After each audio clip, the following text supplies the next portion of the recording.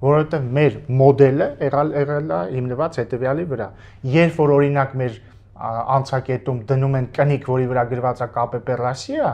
մեր ինքնությունը դրանից չի վիրավորվում բացարձակ։ Մենք թքած ունենք դրա վրա։ Ոչ մի վիրավորանք ինքնությանը։ Երբ որ իջնում են Զվարթնոց օդանավակայան եւ ռուսերենով գրվում է ԿՊՊ Արմենիա, կրկին որևէ ինքնությանը որևէ վիրավորանք չկա։ Երբ որ հետո կնիքի վրա էլի նորմալ է, հայկական հայերենով գրված է Հայաստան, բայց ոչ հայ սահմանապահն է դնում այդ կնիքը, կրկին մենք որևէ ինքնությանը վտանգ չկա, որևէ բան չկա, նորմալ է, այդպես էլ պետքա լինի։ Բայց եթե մեզ համար շատ հարազատ լեռան ուրվագիծը տեղ չկա, հանկարծ մեր ինքնությունը դրանից վիրավորում է։ Սա վկայում է նրա մասին, որ մեր ինքնության կիզակետը 30 տարվա ընթացքում եղել է ոչ թե մեր պետական ատրիբուտիկան, ոչ թե մեր պետական խորհրդանիշները, ոչ թե մեր պետական ծառայությունները,